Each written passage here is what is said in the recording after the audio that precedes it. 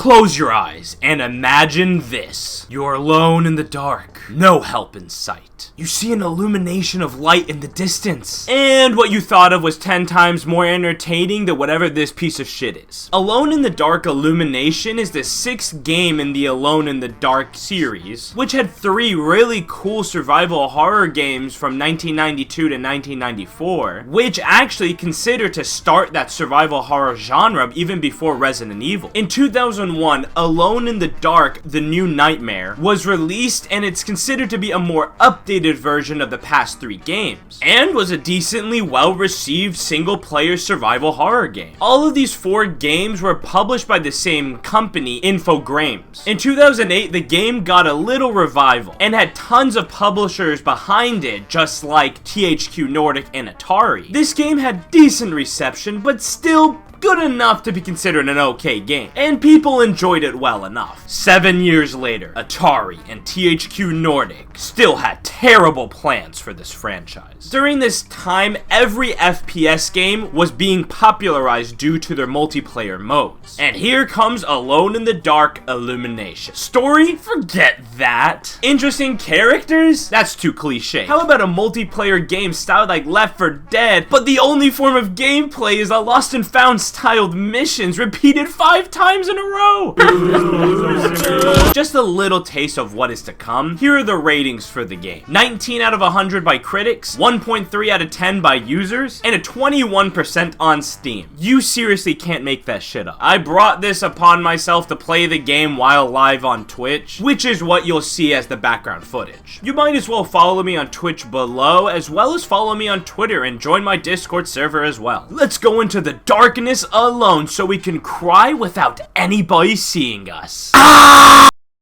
The game allows us to pick 4 characters, and of course I'm gonna pick the coolest character of them all, the priest. I waited like 3 minutes for the game to load. My god, we're not playing GTA 5. And once in the game, text. Yes, the story is a bunch of text. That seems to be a trend for all these shitty games. And if you're wondering, it's completely meaningless for the story, or at least it doesn't add anything. The game actually doesn't look half bad. It's not the best looking game, and happens to control decently. Hell, even a cool mechanic is in place here. You can only kill the monsters when they're in the light, because it makes them really weak. You have to complete objectives, and you have to turn on lights in order to kill the monsters if they're in your way. Now, there are a few pathing issues for the monsters. You run like a snail, but it's not the worst thing because you can upgrade your skills, and your stamina runs out like you just ran a marathon after eating like 50 Big Macs. For the first mission, you have to find 3 electrical wires, and you have to bring them back and just place them. It's simple enough, and it's pretty basic. This is the slowest opening door I've seen in my entire life. Open up quicker! The next level, we're in the mine shaft. What is the objective? Finding 3 batteries and bring it back to fix the elevator. It's kind of the same, but I'll let it slide for now. This is the first issue.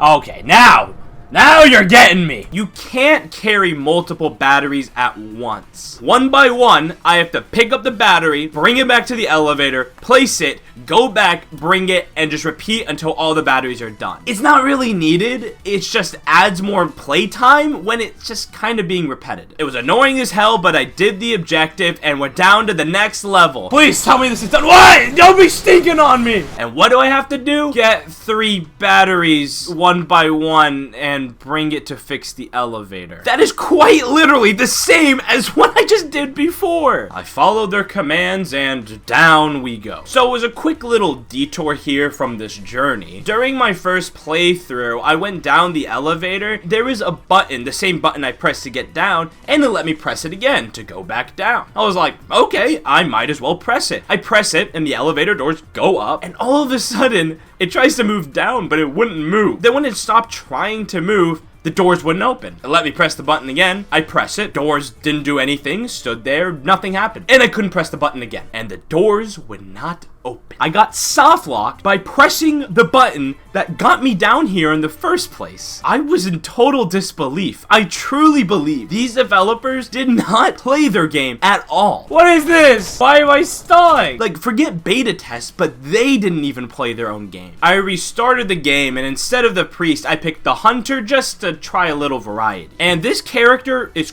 quite literally easy mode. The priest had dual-wield single-shot pistols that had about 10 bullets in each, pretty generic, and his special ability was holy water that basically turned them into the light mode where I could harm them easier. But the hunter has an AK-47 that has 300 ammo and does 10 times more damage than those pistols. His special ability, a flamethrower. He's overpowered! Why did I pick the priest? Since it produces light, it doesn't matter if the monsters are in the light, it instantly kills them. But not only that, you don't even need the light. The AK-47, even though it takes more bullets, with a whole clip you can just kill the monsters without them being in the light. So what's the point of them being in the light? Why is that their weakness when there is a character that it doesn't even matter? You could just kill them. The only concept that was decently interesting that's in the title of the game is just completely wiped out by this character. In fact, I was moving so fast as this character to get back to where I was that the second area was completely wiped of monsters. They just didn't even spawn at all, and I was just walking, picking up batteries. There was a lot of them last time. I think I just speed around it too hard.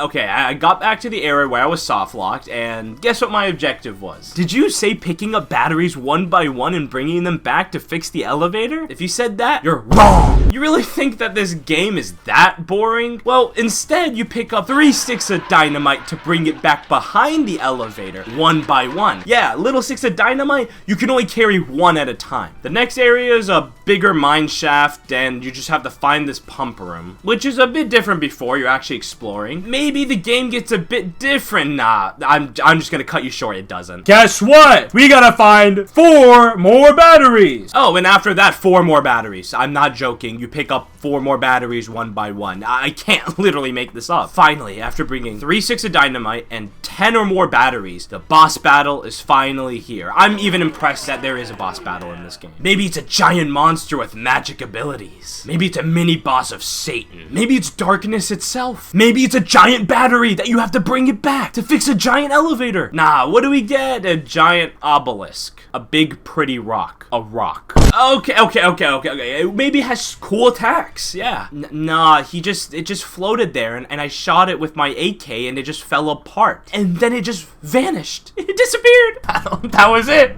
That was the boss battle! Alone in the Dark Illumination is the most uninspired game I have played, I think, ever. It contains boring, repetitive, and broken gameplay, little to no story, and characters that are less interesting than talking to a brick wall. The fact that this game was backed by a pretty big studio brings the question that everyone is asking: what went wrong? I just truly think that this game is a giant cash grab, as there's just no soul in this game whatsoever. And it's obvious due to how simple these game-breaking glitches are. It just looks like nobody played the game. They made it and then they just released it. Believe it or not, I had trouble ranking this game on my garbage gaming bin ranking list, which, if you want to see the full list constantly updated, it's in the description. And I had to think, is this game worse than Stalin vs. Martians, the last game I reviewed? And my conclusion brings to yes, it is worse. Alone in the Dark Illumination is placed above Stalin vs. Martians and is now crowned the worst game I have played in this series at this moment. Now, if you would excuse me, I'm gonna go turn off all the lights and participate in some private business.